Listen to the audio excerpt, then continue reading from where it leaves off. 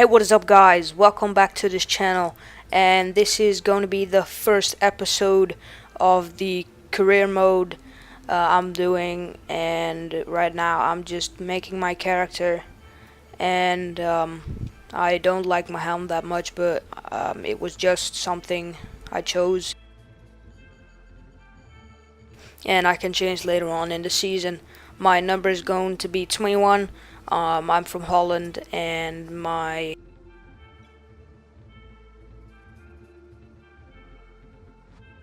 first name is just going to be Casper, because that's my name, and then Duvalali, what is my channel name.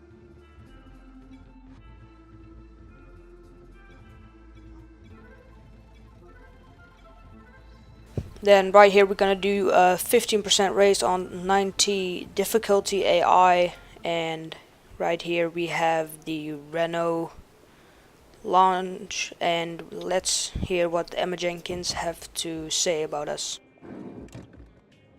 Yes, and I respect that, but my client has a championship to contest, so if you want our participation, I'm afraid the concessions are mandatory.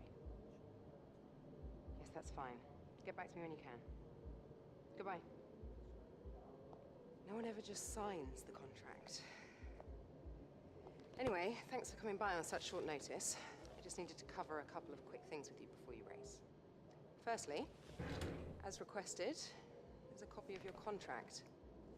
It's a rolling deal. However, the team reserves right of termination if you fail to meet performance standards. You're second driver for now, but work hard, hit your targets, and I'll be able to sweeten the deal.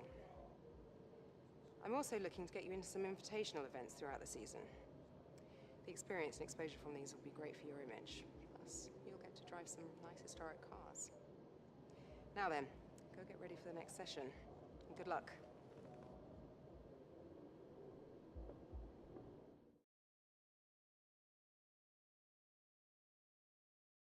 So here we are. This is our new contract at Renault. I chose Renault because it's not a good team, but it's not a bad team either. It's just the midfield runner, and we just get right off into the first practice program we have. This is the track acclimatization program that we are doing. First corners, a bit good. We missed the DRS point there, but that was no problem. We can still improve later on. Here we have the long corner where you can just go full speed, and this corner just a bit slow, but it was my first time in a Renault, and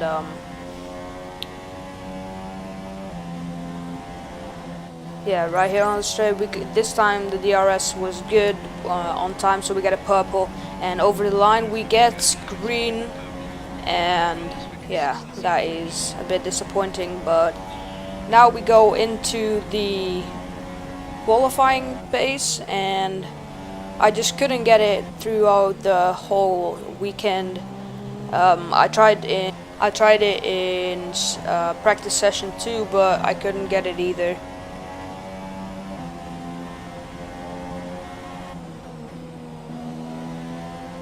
Here, just taking this corner a bit too slow, and you see already I'm in the red.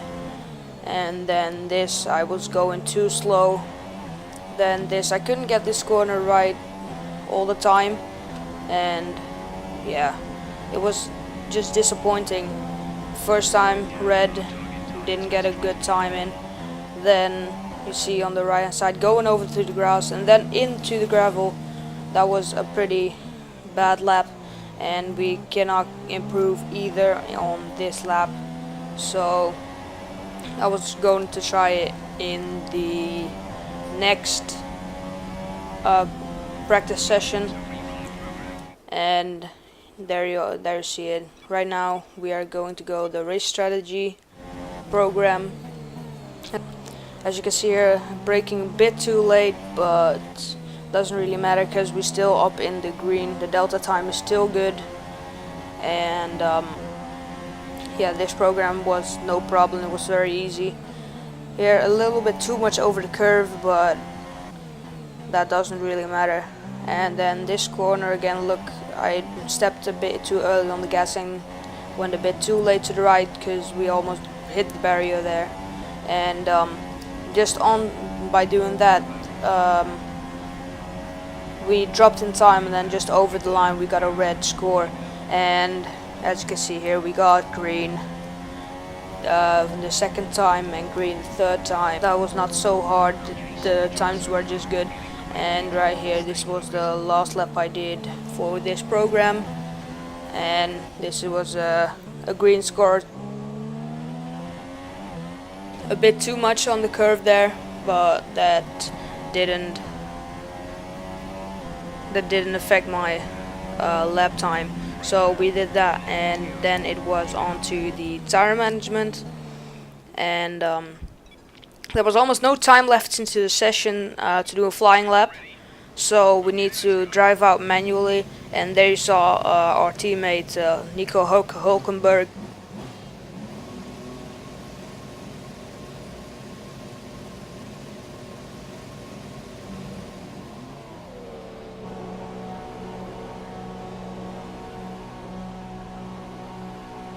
We got a green score.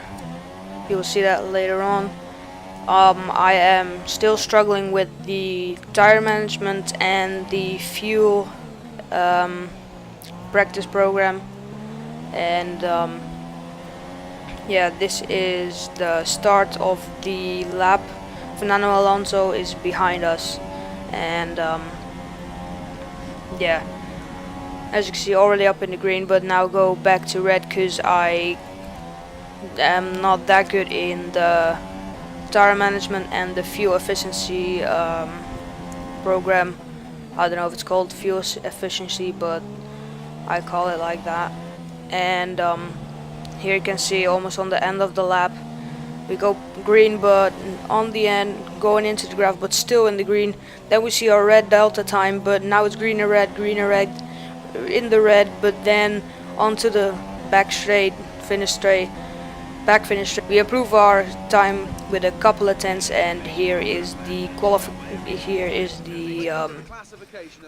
classification for this practice 1, and Hulkenberg in P9 and we are in P10. He just improved by just a couple of seconds or a couple of tenths. And yeah, I'll be quiet here for the R&D.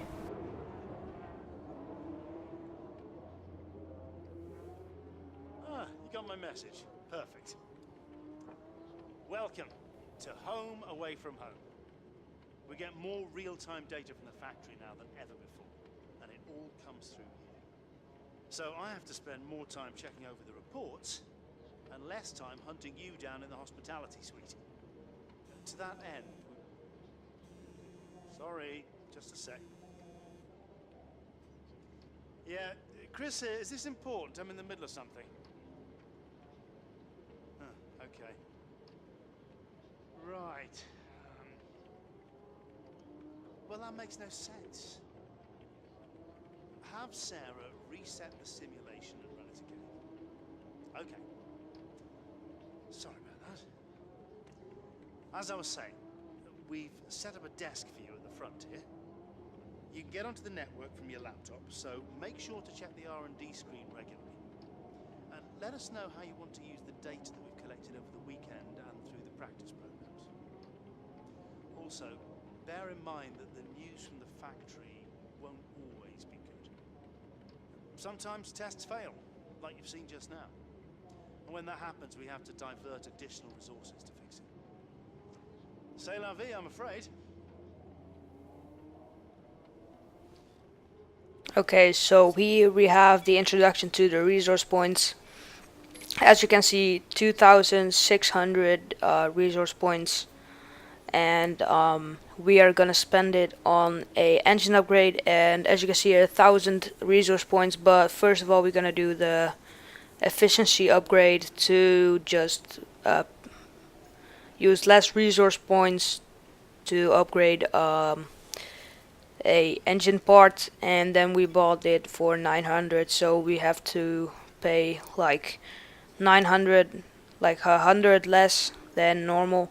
And I was thinking if we did the chassis or the aerodynamics, but I saw that the aerodynamics were pretty good compared to the others. We are the fourth best in the aerodynamics, so I chose for the chassis because that was a bit bad on this Renault car.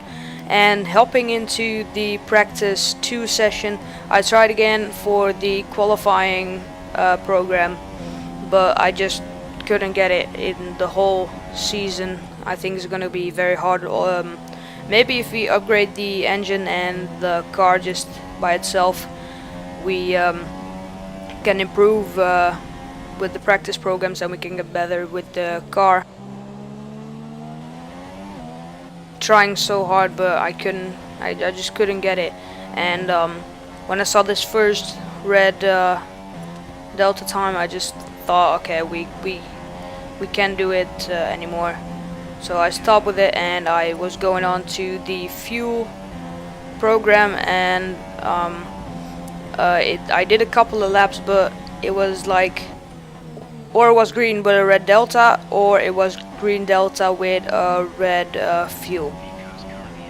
So it was like 50-50 what I could get, but it was always green, and then the last corner it was just going the red delta, so couldn't do much about it. But maybe next race in China we can improve on that, because it was my first time driving this Renault car.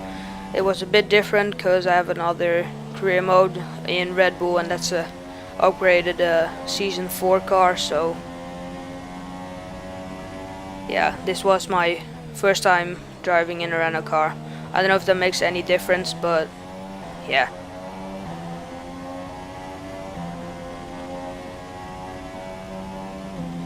We come to this part of the chicane, we brake a bit too early, but then cutting this corner to just get a bit of a better delta time. That was not my intention to do that, but then we overshot it here, and we just lose the delta and lose the fuel, go onto the gravel and onto the grass, and yeah, there just goes our perfect lap time.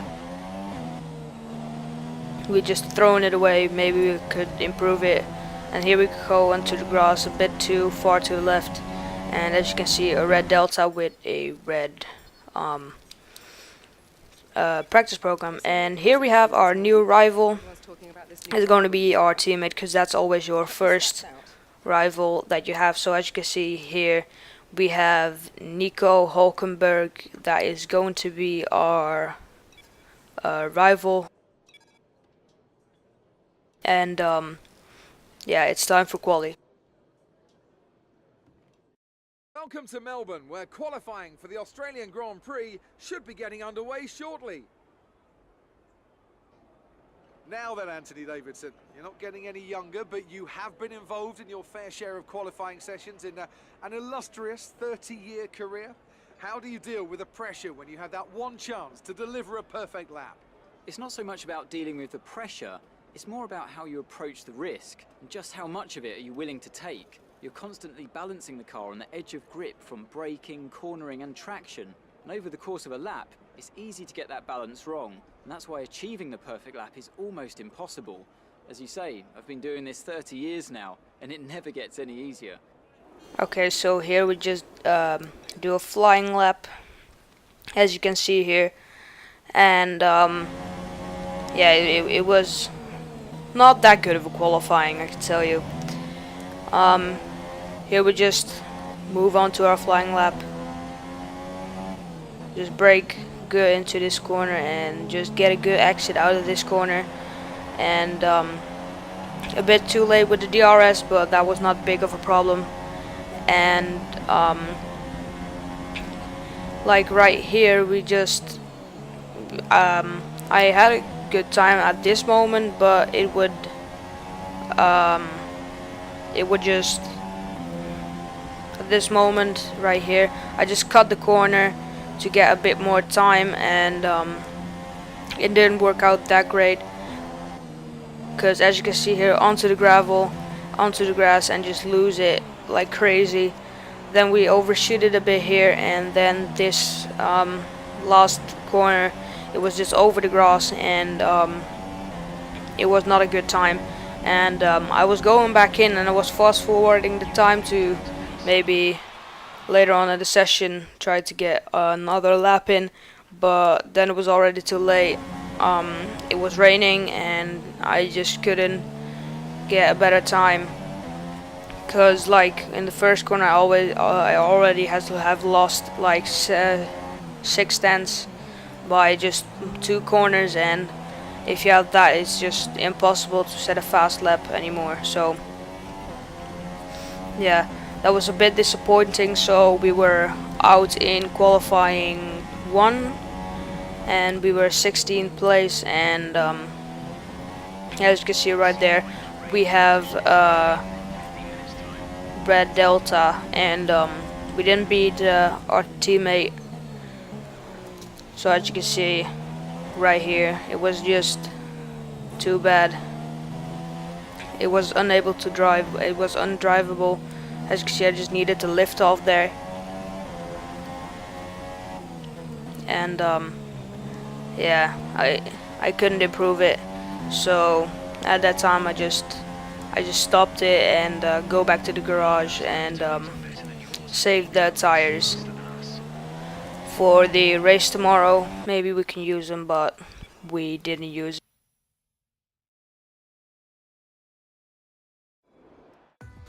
Yeah, as you can see right here, we are 16th, just outside of qualifying 1, and pretty disappointing. I hope to get into qualifying 2, maybe qualifying 3, but that will be a very hard task to do. So yeah, as you can see here, my reputation level is not that great anymore, and yeah, it's time for the race. Here we are for the race. The lights are on. It's our 5 red lights, and away we go for the Australian Grand Prix. Stroll's off to a good start. We are off to a well start, and up the inside of Magnussen and Stroll, but we got Magnussen, and we are still in 15th place because Stroll overtook me too. And then up the inside of Stroll, trying to get him here, but I got a bit too slow because Magnussen is up the inside, overtook me. I got caught napping there, and then onto the next chicane. I had a better exit than Magnussen right here, so I go up the inside, lunge him up the inside. Stroll, I had a better exit than Stroll, but I outbraked Stroll a bit, but I don't know if we touched or anything, I think not, but there we are, past both of them, Magnussen and Lance Stroll. Then we are in 10th place already. Up ahead we have Carlos Sainz and Nico Hulkenberg, and yeah, I just cut this corner a bit, and yeah, didn't get a warning for that either or something. So yeah, we are off to a very good start of this race, and we're just catching up to Carlos Sainz very easy, and out of this corner we maybe can get him on the long straight. Let's see if we can. Our exit not that good, so we just slipstream in rich revs and just floor it. Then right here with a couple of laps, this is lap 2, and there's yellow flags up ahead, and as you can see, we are almost past Carlos Sainz, and when we overtook him, the safety car got deployed, and he was just a bit ahead, and I overtook him, and then the Virgil safety car came out, so that was a bit unfortunate. And yeah, and this is going to be the part, the safety car is coming in this lap, so it was only like a couple of meters, and here we are on the green. We got a better exit, we just go full speed, and we overtook Carlos Sainz or Daniel Kvyat, I don't know who it is, but I think it was Sainz. And yeah, it was very lucky that we get past him like on the green flag of the safety car coming in. Otherwise we would get stuck behind him like for this straight. And as you can see, DRS is right now enabled. In front of us we have Nico Hulkenberg, and yeah, we need to beat him to get a good reputation level. And yeah, up ahead Massa, and in front of him is Nico Hulkenberg. Here we improved by 2 seconds a lap. We are purple in the sector 2.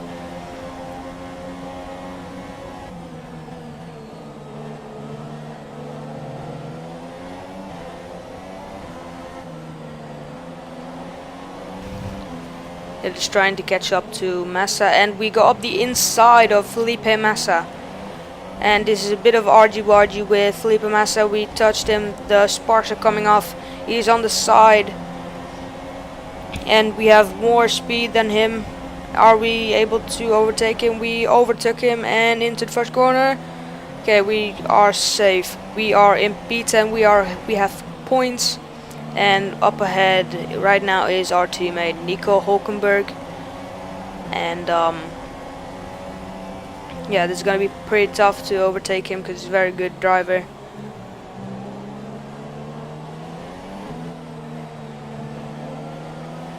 Yeah, lap 5. It was a pretty good race at the moment.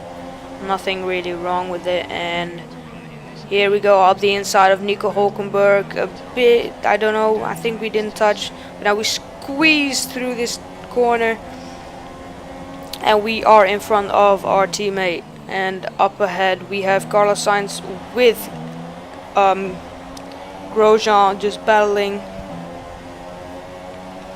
And this can be very interesting, because we go up the inside of Grosjean, but we quite get it, and there we lost a part of our front wing by just touching him on the back. We have simulation damage on, so we go up the inside of Romain Grosjean, but it didn't work out good. So we try it, so we couldn't get him, and it's very hard right now. It was very hard for me to turn in corners, and there you see Grosjean and Sainz going into the pit lane. And I was like, okay, I'll go further on for one more lap and then stop on lap 8. So that was one lap before my original stop. And here we got the DRS from Grosjean, and yeah, pretty good. Still behind us is Nico Hulkenberg, and we just need to save some fuel for later on in the Grand Prix. But yeah, you see later on what's going to happen, like right now. Lap 8 still. We are going to make our pit stop right now and into the pit lane, and this was pretty bullshit what happened. I just braked a bit too late, and we got a 5-second stop and go penalty for just speeding in the pit lane. But yeah, that was complete bullshit. So yeah, we changed our front wing here, and it was actually a pretty fast pit stop, as you can see right there. And we rejoin in P15, and yeah, we see Stroll behind us. I think it was Stroll, but it was very close if we could get in front of him. But P15, and now it's just trying to overtake people, and some people need to make their stops too. As you can see here, our teammate is going into the pit lane. The engineer says that he's in the pit lane, and this is our time to just take over. And yeah, the undercut, it hasn't worked that great, but yeah, we didn't have a front wing, so we just needed to wait. It was lap 11.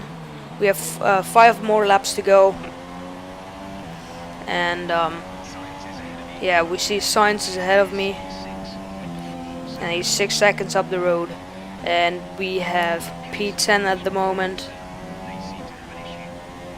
and we see Massa having an issue with their car, so we won't have any trouble with them anymore.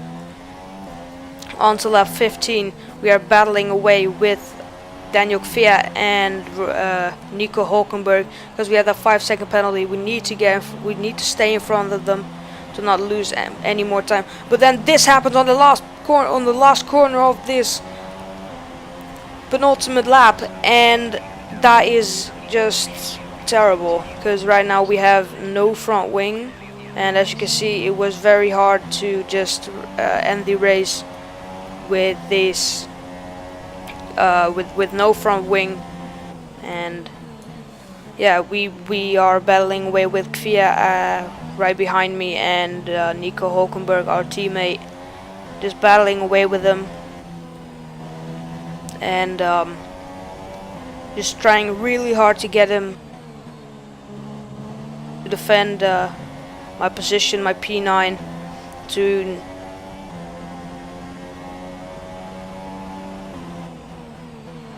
and as you can see here, Kimi Raikkonen is the winner of this Grand Prix, but I just stayed asking which championship position we were in, and it kept saying we are in P9, but it didn't count with the penalty and all that stuff.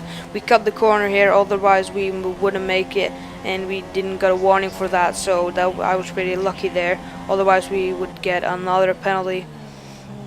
But now on to the last couple of corners. Kvyat's still behind us, and this corner is going to be fatal for us because we are onto the gravel, and there's Kvyat passing us, but we are going up to his inside. We braked a little bit too early, or too late I mean, and now to the last corner we have a bit of controversy with Kvyat, and there we go onto the checkered flag, and I thought I was P9 and was weaving around a bit, but that is going to be P11 for us. Still a good result. Still above P13, what we needed to be, and there we are out of fuel, and Ferrari won this Grand Prix with Vettel in second place and Lewis Hamilton or Valtteri Bottas in P2, P3. Clearly in the strategy, you could tell they'd done a lot of work on the pit wall to really optimise each stint and get the most out of the tyres, and it highlights just how much of a team sport this really is. But credit to the driver as well, though. There's no good having a well-oiled machine behind the scenes without a talented hand on the wheel, of course. Well, I'm thoroughly exhausted after the excitement of that race, but I'm sure it's nothing compared to our drivers here. They've worked hard to make it up there, and it's great to see them make their way out onto the podium.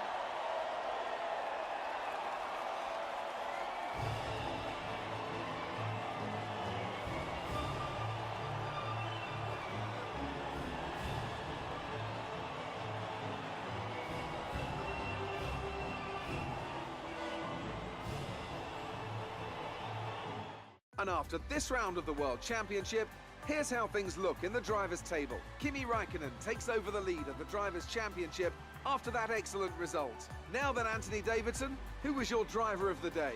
On to the Constructors then. Ferrari moved to the top of the table.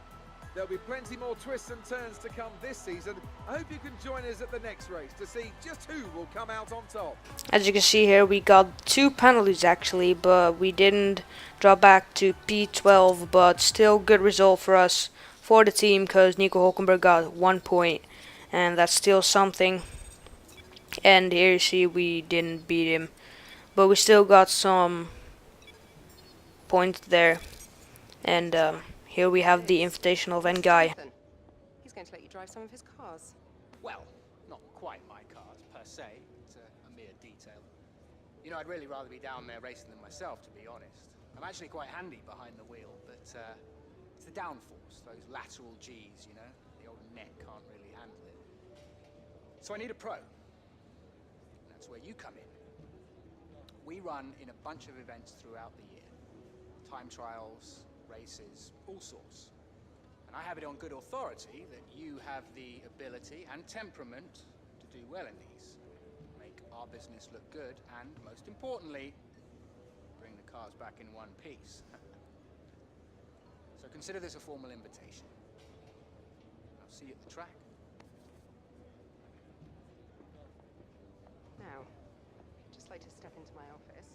I'd like to go over those contract provisions we discussed on the phone before. And there we go. Here we have the invitational events, and yeah, in the next episode you will see one of these. It's probably going to be the overtake challenge in Silverstone, but I think I'm going to do the